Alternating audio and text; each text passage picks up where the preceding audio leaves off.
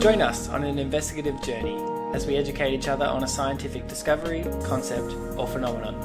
Then we'll take a dive into the complicated and misleading world of pseudoscience to sort the factual from the fabricated. I'm Matt McCabe. And I'm Levi Bateman. And this is Idio Facto.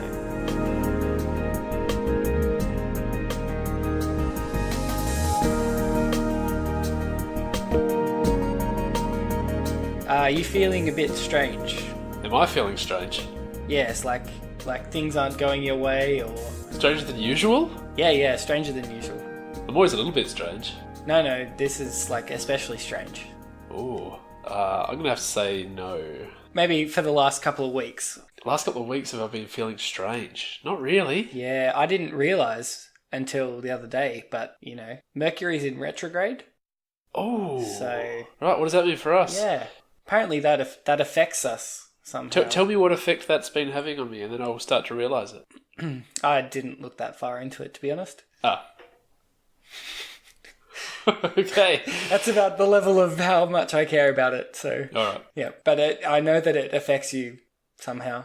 It must do. Well, moving on to something far more scientific.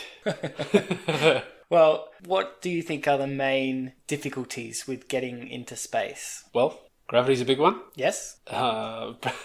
Breaking free of Earth's gravity. Mm-hmm. Anywhere we want to go to in space is a long way away. So we have to take everything that we need for that journey because we can't resupply along the way. That's probably the two major problems.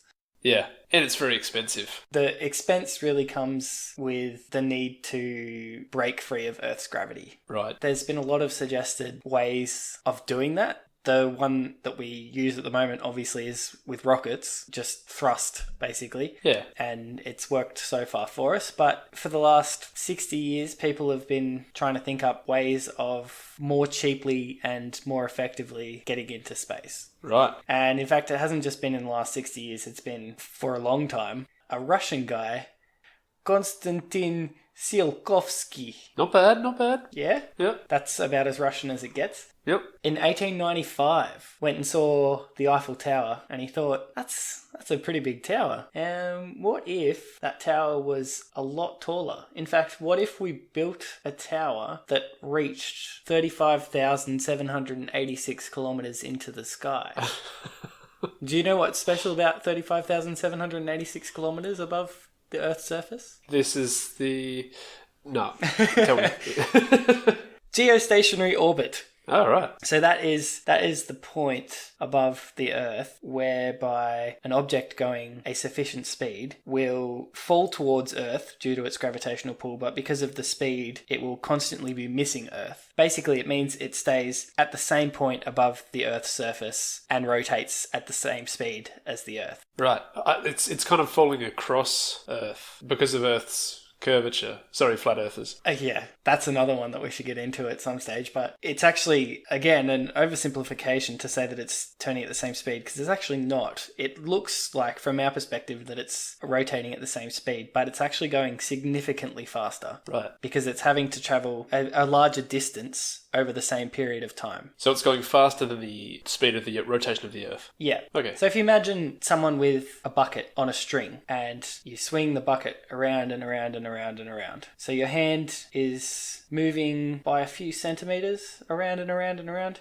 Yep. And the bucket on the string is moving faster because it has to travel a larger distance in the same amount of time as your hand. Right. Okay, that makes sense. Yeah, it's a similar concept in geostationary orbit. In order to stay synchronized with the Earth, something in geostationary orbit has to be traveling a lot faster than it. Okay. So Konstantin Tsiolkovsky came up with this idea that we could build a tower that was high enough to reach geostationary orbit. So that way we could let something go at geostationary orbit and it would just keep orbiting because it would already have built up that speed on its way up. Yeah. Imagine if you're twisting that bucket around and you have an ant that's on your hand. When the ant's on the hand, it's only moving as far as your hand, but as it moves out the string to the end of the bucket, by the time it reaches the bucket, it's got all of this speed that it didn't actually have to work to get. The only work it had to do was walk along the string. Yeah, right, okay. So effectively that's what he's saying. If we could travel up this tower to geostationary orbit, we could jump off off the tower and be going fast enough that we wouldn't be affected by Earth's gravitational pull. Right. Well, how do we build the tower, I suppose? Yeah, well, it's impossible to build a tower effectively. Right. Because of the way that compression architecture works, if you want to build taller, you have to have a wider base. So that's what the pyramids do. The reason the pyramids are so large, given the lack of technology that went into building them, is that they have a really wide base and they taper to the top. Yes. So the weight of all the rock on top is supported by more rock below. So in order to support a tower that was that tall, you would have to have a really, really wide base. A wider base than is actually possible on Earth. Oh, okay. In 1959, another Russian, I'm practicing my Russian accent here, Yuri Atsutanov, how's that? 6 out of 10. He instead suggested basically launching a satellite to geostationary orbit and dropping a cable downwards and having the taper in the opposite direction. So it's suspended from above. Yeah, so it's under tension rather than compression. Right, okay. Yeah, which means that the wide part of the structure could be at the top. Yeah, in the form of a large satellite. Yes. Right. The satellite would act as a counterweight basically and keep the cable under tension. So the cable could be thicker in space than it was at Earth's surface. Oh, I see. But that would still require a very, very strong cable. But this was the beginnings of the first space elevator, or the idea for the first space elevator. It's only a concept at this point, I should mention. We're not close to building a space elevator. Oh. It's not a viable option at the moment, given the materials that we have. And I'm not going to say that it's in the very distant future, but it's certainly unlikely to happen in my lifetime. Okay. So why would we need to build a space elevator in the first place? Because it uses the speed of Earth's rotation to launch objects. So once they are out there, they're already going the speed that the Earth is rotating. Then it wouldn't take much more energy to release it from the orbit and send it on a certain trajectory. Okay, so you don't need the big mega rockets like we see from the launch pad all the way up into space, dropping along the way as they deplete their fuel. That's right, exactly. So at the moment, a large proportion of the rocket energy is used to overcome the force of Earth's gravity and also escape geostationary orbit. When you do that, not only are you carrying the payload, whatever you want to take to space, so in a lot of cases that's space station or the lander or whatever it is that you want to take into space, not only do you have to fuel that, but you also have to fuel the fuel. Right. You have to carry the fuel with you, you have to carry the rocket itself with you, you have to carry all the stages of all the booster rockets, plus the payload. Which is why it gets so expensive. I heard a statistic somewhere, and I can't remember, you probably know the exact stat, but it was around about, for example, $10,000 per kilogram that we take into space. $20,000 US for 1 kilogram of payload. Wow. But that's because you have to include the spacecraft itself and its fuel and the payload. Yeah. The idea is that after construction, a space elevator would reduce that cost to as little as $200 per kilo. Oh, okay. So that's a 100-fold decrease. Yes. As humans, we have trouble with orders of magnitude, but that's a pretty significant decrease. And that's because we don't need a new rocket and lots of fuel every time to get it up. Once we get it up to the top of the space elevator, it's already going the same speed as the rotation of the Earth. Okay. With the bucket being swung by a person analogy, imagine that ant is the cable car of the space elevator, basically, moving out. So we'd only need to power the movement along the cable, which would still have to overcome the force of gravity, but only in one direction. And this is a mechanical force? Like there'd be an engine? There would be, yes, probably a conventional method of powering, say, a nuclear reactor or okay. something that could provide a stable and sufficient amount of energy over an extended period of time. It could be days or at least hours to travel along this cable. Right, okay. So that's still pretty quick if it can decrease the cost that much. Definitely. One theory that I read said that we would only need to put 2 space stations equivalent to the ISS into space before it's paid for itself. So when you think about it in those terms, that's actually pretty good. Is that what each space mission, so to speak, is costing us? Well, that's what it costs us to put the International Space Station in orbit. Right. Oh, okay. Yeah. So we would only have to do that twice more to pay for the cost of a space elevator. Yeah, okay. That's a conservative estimate, but it's just an indication of how expensive space travel currently is, and how much cheaper it could be with a method like this of getting into space. Absolutely, but looking to the future, I can't imagine that the International Space Station is going to be the only one of its kind that we're ever going to have in outer space.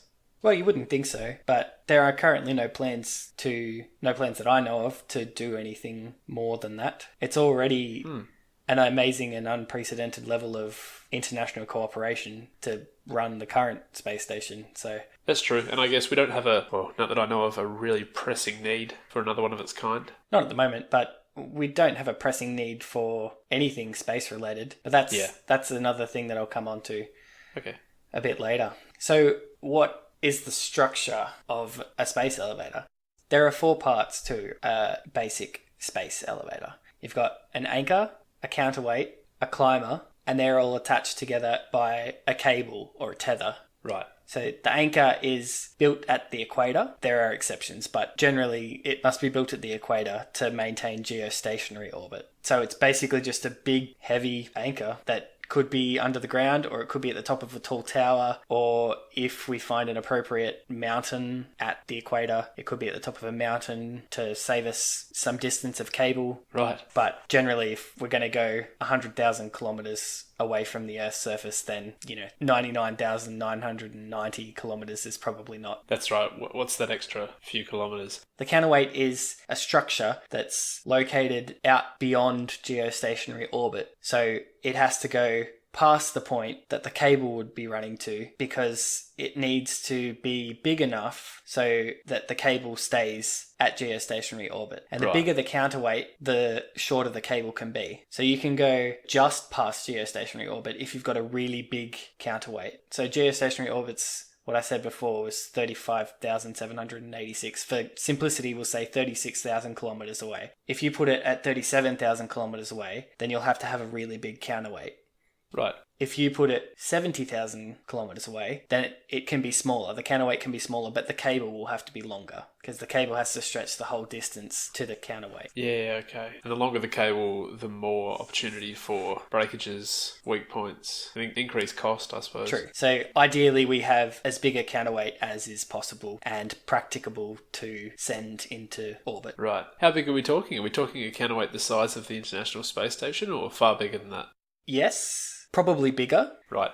It's been theorized that we could capture an asteroid and use that as a counterweight. Whoa, that's cool. Or we could build a space station, another space station, buy parts and basically use it as a base to run the space elevator program. Right, because it makes sense to have some sort of structure, I suppose, where there are either people living or there's a computer system that can sort of control what's going on. That's right. And it would potentially have infrastructure that supports human habitation permanently. So vacation spots and doctors, supermarkets, things that we take for granted on Earth, but these would be in space.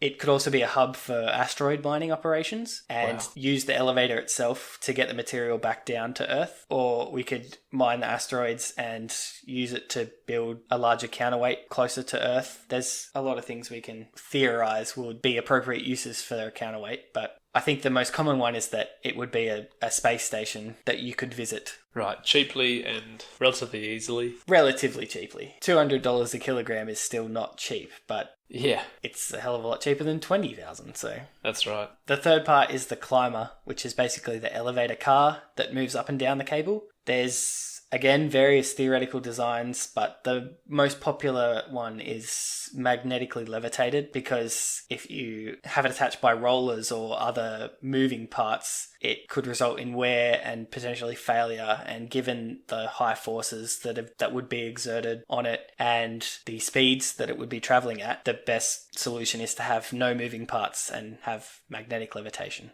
Yeah, that makes sense. Yeah, there's a hell of a lot of friction, I suppose, depending on the speed that they're travelling at. But to travel 50,000 kilometres in a matter of a day, that's some pretty incredible speeds. Yeah. So by far the biggest problem with space elevators is the cable material. So like I said, it has to be thicker at the top in orbit than it does at the Earth's surface, but not by a whole lot.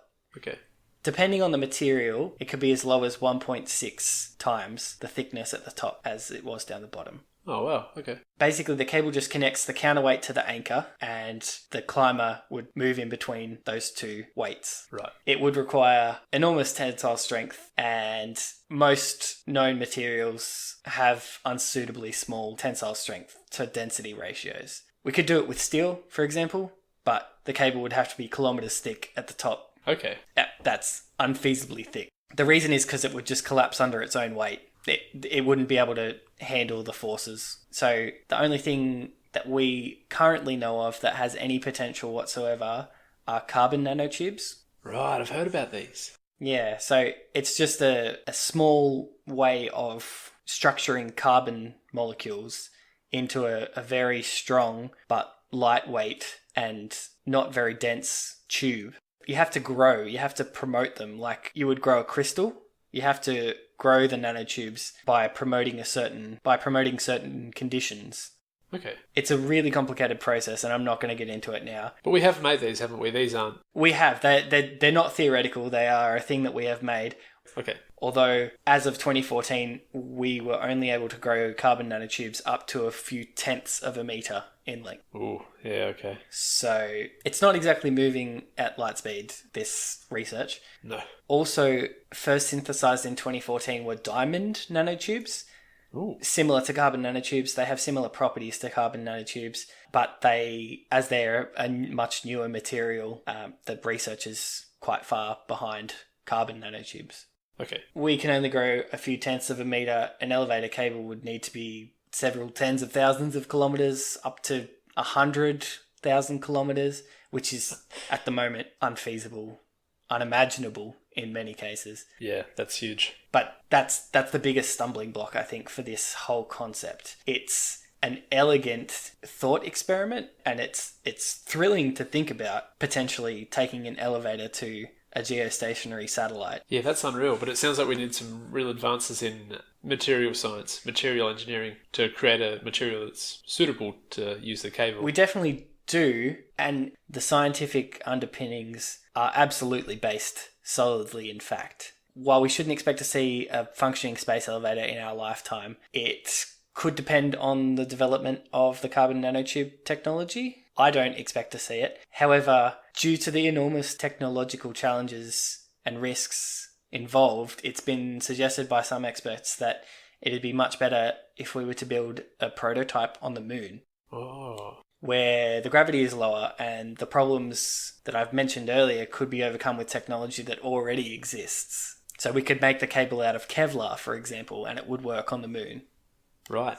I think the moon's a criminally understudied and underutilized resource as far as space research goes. But one of the things that NASA is talking about is trying to establish a permanent settlement on the moon. And I think it just makes sense that the moon should be our first interstellar destination. Right, yeah, it's our closest rock in space, so to speak. Yeah, why would we bother going to Mars when the moon's right there and all of the things that we need to know in order to get to Mars or in order to get off the Earth more cheaply, we can try on the moon first. Yeah, that's right. And it's relatively safe, I think. The moon doesn't have an atmosphere, so it doesn't have any of these extreme storm events that certain planets do. Yeah, well, relatively safe, yes, but a human would die without a spacesuit on the moon. Oh, yeah. So there's still risks involved. However, when you're talking about building giant structures like a space elevator, the moon is a much safer place to try and do this because not only is the gravity easier to overcome, but if something does go wrong, you're not going to affect the entire population of the Earth with it.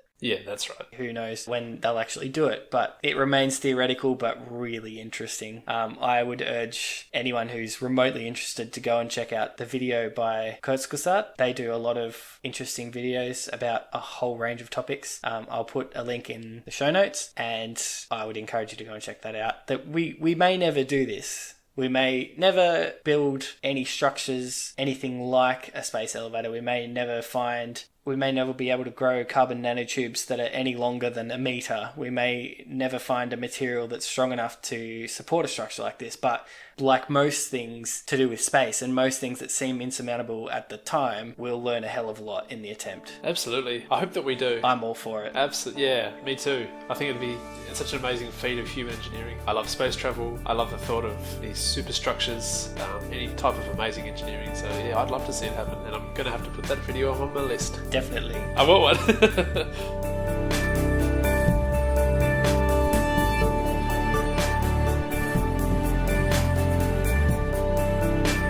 My house smells like peppermint oil at the moment.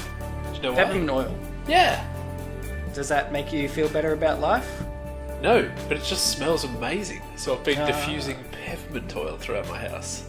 Yes. Well, peppermint oil does smell good. It does smell really good. And it would be even better if I could pronounce the word peppermint, but apparently not. Anything that's close enough to it will do. Okay. Peppermint.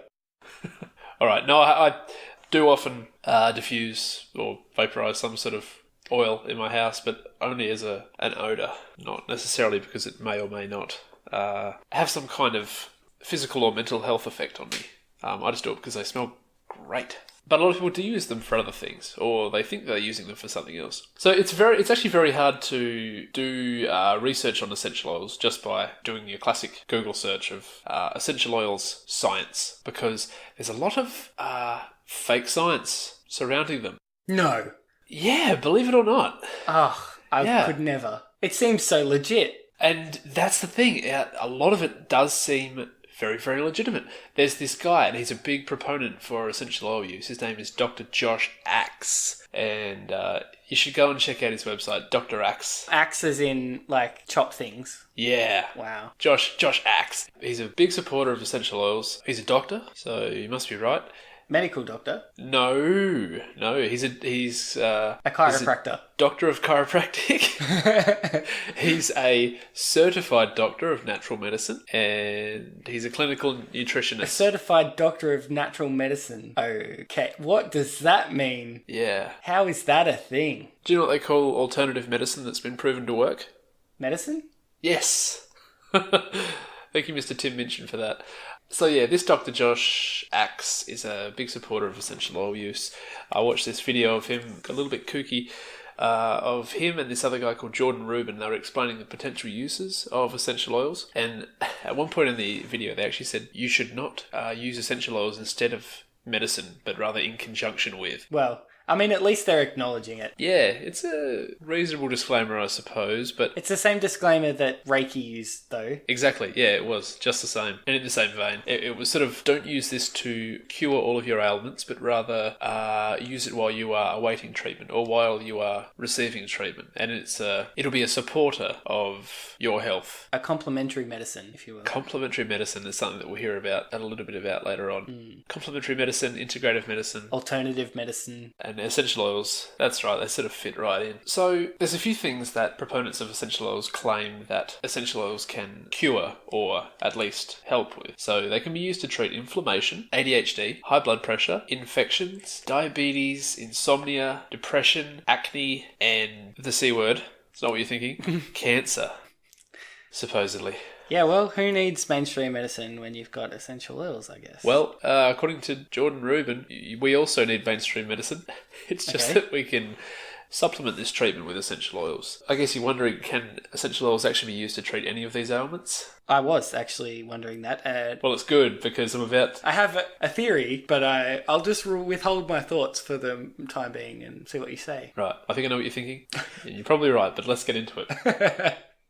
So, the word essential in essential oil means essence of. It does not mean essential for life or indispensable, which is another pretty common argument that I've heard essential oil users and supporters say. Have you? Yeah. I have not heard this argument before. They think because they're called essential oils that they're essential to existence. That's right, yeah, we've got to use them. They're essential. That's not what that means. That's right, yeah. Looking at the etymology, essential is the essence of. So if you're using peppermint oil, it is the essence of a peppermint plant. If you're using ginger essential oil, it is the essence of a ginger plant. It is not essential for your health.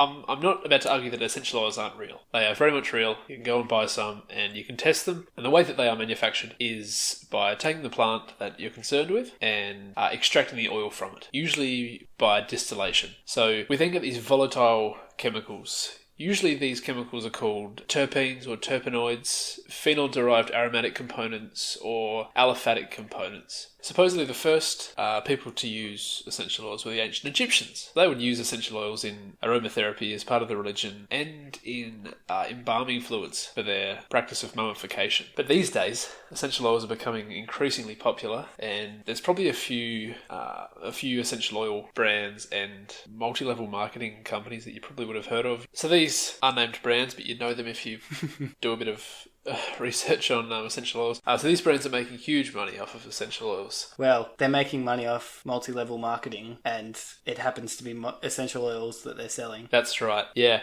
Well, should we do an ideo facto pseudoscience section on multi-level marketing at some stage? We could. There's enough research on it. I actually found, in doing the research for this, there was a section that stated that people who engage in a multi-level marketing business, so to speak, actually make less money than those who gamble their money. Wow. So 99.6%, I believe, was the amount of people that do not make any money off of multi-level marketing schemes. Oh, God. And people that don't make money off of gambling was something like 97.6%. Wow. So you're actually better off just to put your money through the pokies than you are to engage in a multi-level marketing scheme. There are better ways to spend your day.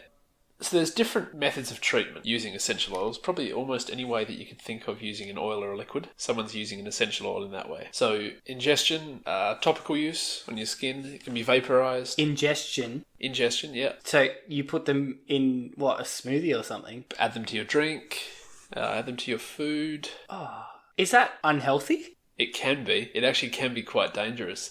Certain essential oils can be considered toxic. Yeah.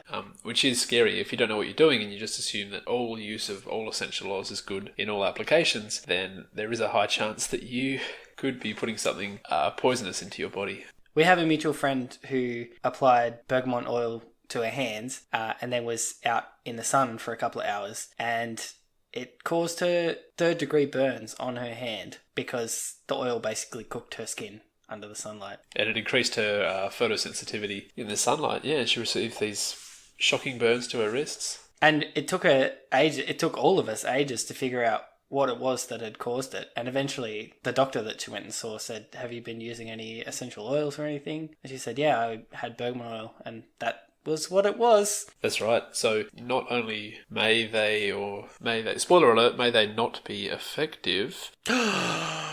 What? They can also be dangerous to use in certain applications. So there's those uses we've talked about. You can also just physically rub the oil onto your hands and just huff it, just sniff it. You can add it to your drink. I've heard of people installing 12-volt diffusers into their car and diffusing essential oils while they're driving. You can rub it into your temples to reduce stress. I saw in the video with Dr. Rubin and Dr. Josh Axe that Dr. Rubin likes to add it to his shampoo because it improves the quality of his hair.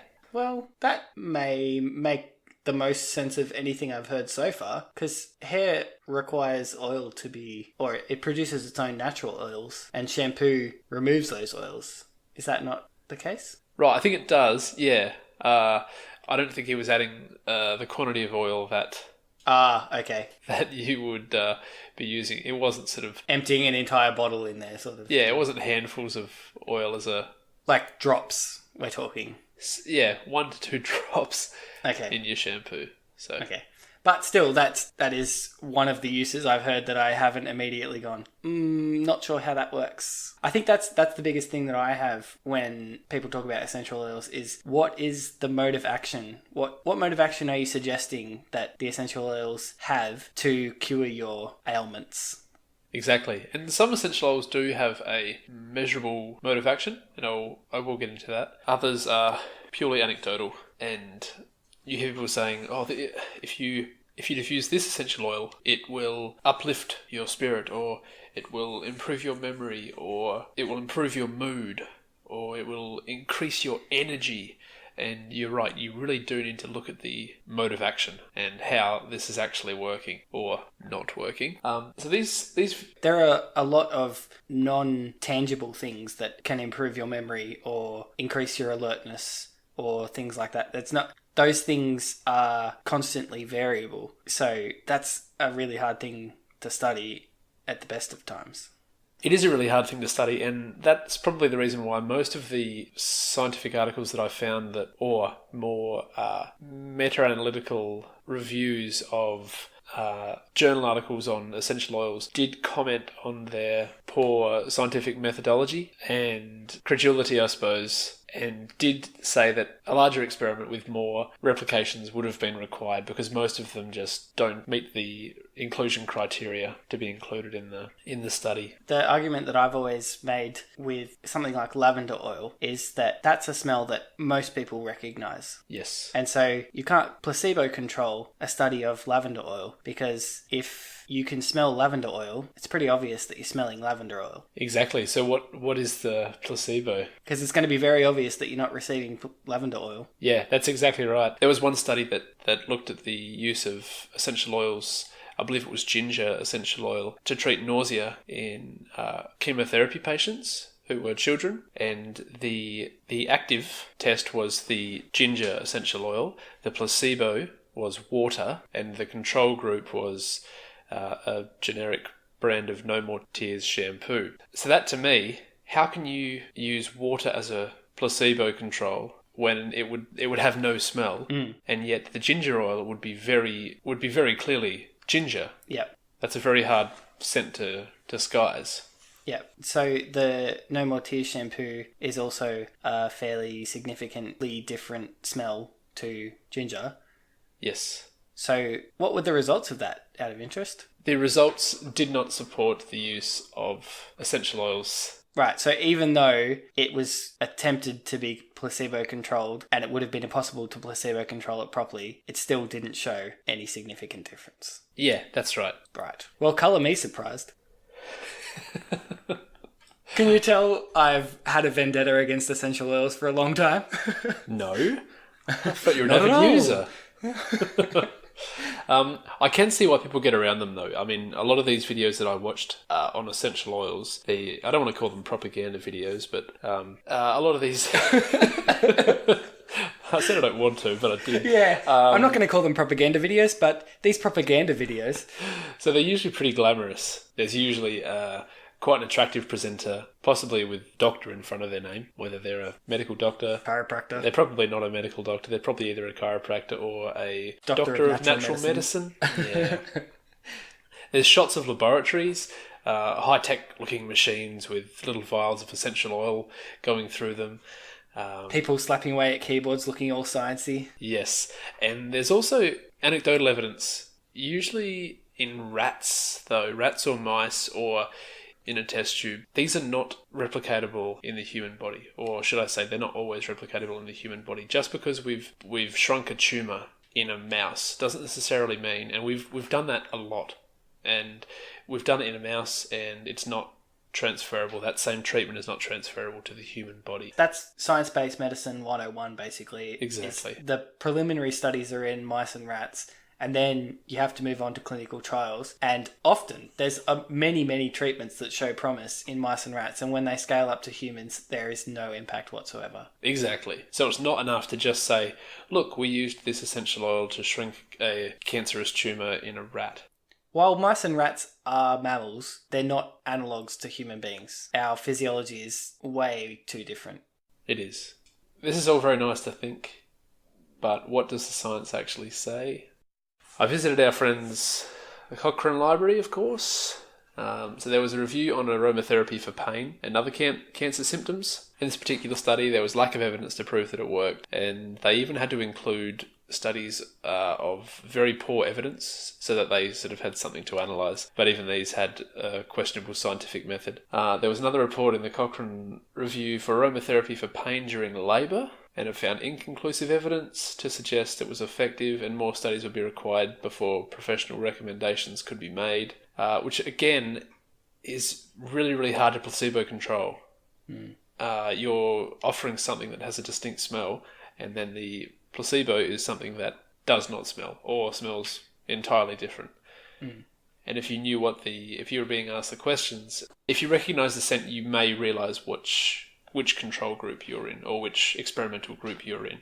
That's the beauty of a placebo control in a medical trial, is that the pills look the same, pills don't taste any different, and you take a pill and you don't know whether you have taken a sham pill or a real pill. Yeah. And therefore, the results that you report, whether physiologically or verbally, will not be affected by your interpretation of whether or not you got the pretend pill. Exactly. You don't know what you've received. There was another review of the effect of herbal medicines, and one of these was aromatic lavender essential oil, which was applied during acupressure.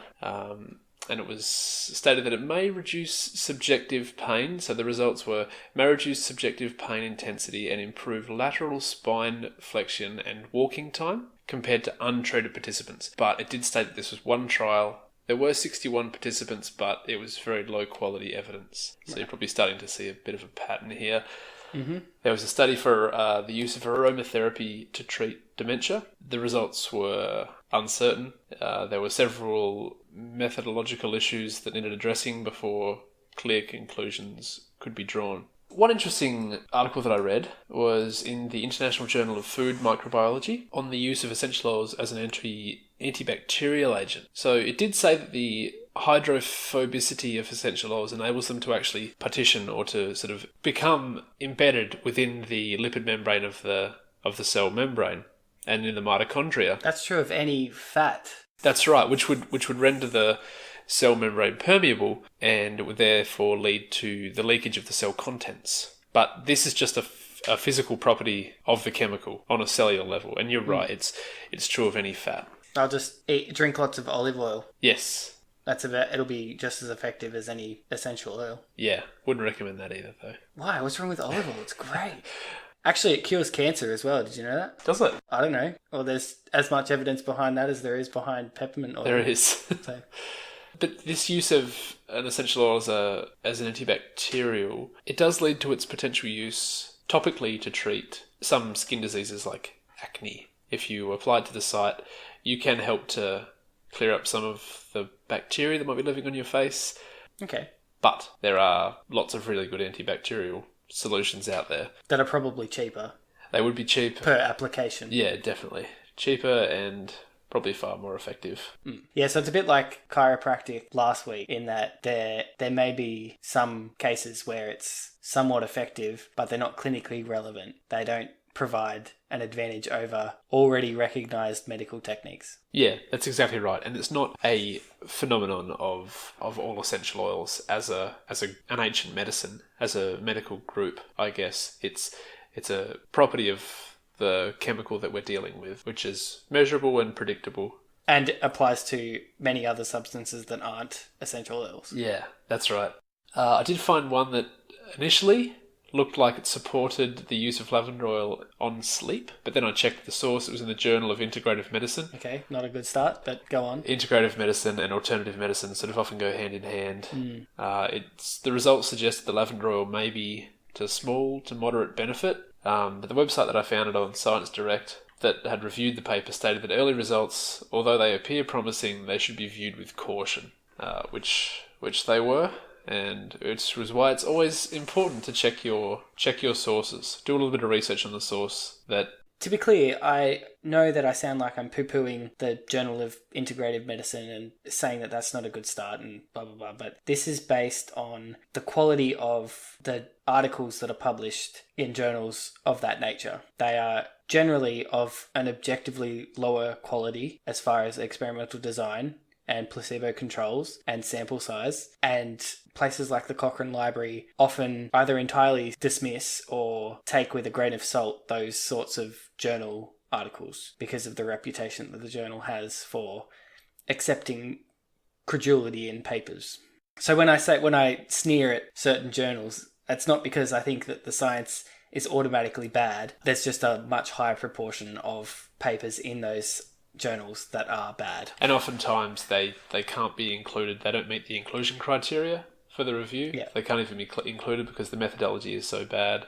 The evidence is of such poor quality, so their scientific method can't be trusted, I guess. It's just another lesson to, like you said, check your sources and check where they come from. If they come from a journal that is specifically set up to support a non-mainstream area of science, then you can be pretty sure that articles that are published are not going to be as fairly peer-reviewed as they should be, and as they would be if they were published in a more respectable journal, like The Lancet or Science or the American Journal of Psychology or any of the more respected journals. That's right. There are some journals that are respected and trusted by default, and they've earned it for good reason. And their peer review process is second to none. Yeah. Or second only to each other. So from what I can find, the beneficial effects of most essential oils are borderline at very best.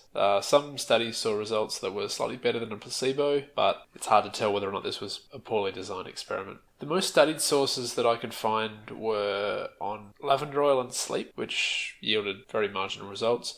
Aromatherapy for pain relief and nausea of chemotherapy patients, of which there was no evidence to suggest it to be effective. And essential oils as an antibacterial, which sounded promising, but it is just a predictable chemical property of the compound. It was actually very hard to find sources that supported the use of essential oils for sleep, pain and anxiety. And it's amazing that these essential oil companies and the proponents of essential oils make these enormous claims that essential oils can aid with a huge range of health ailments. And this is just hyperbolic, it's credulous, and in some cases, it's actually quite dangerous. Fair enough. You're still going to keep buying essential oils because they smell good.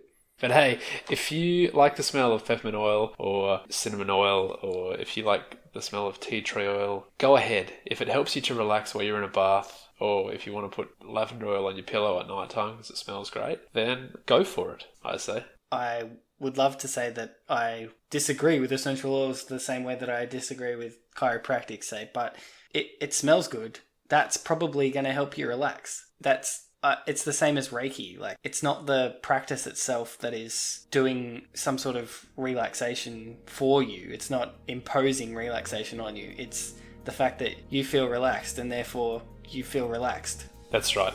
It's the human body that's doing it, and it's the brain that's doing most of the work for us. Well, keep buying your essential oils, Levi. Just don't get involved in any multi-level marketing schemes, because I will have to defriend you. And the podcast will be a bit sad if it's just me by myself. Just you, just Science Week and Pseudo-Science Week with Matt. Just according to my mum, just the weaker voice of the two. Just a lot sadder to listen to. That's it for this episode of Idio Facto. Forward all suggestions, hate mail, evidence and arguments to idiofacto@gmail.com. And you can reach us on Facebook, Instagram, Twitter and all other social platforms at Idio Facto. Links are in the show notes.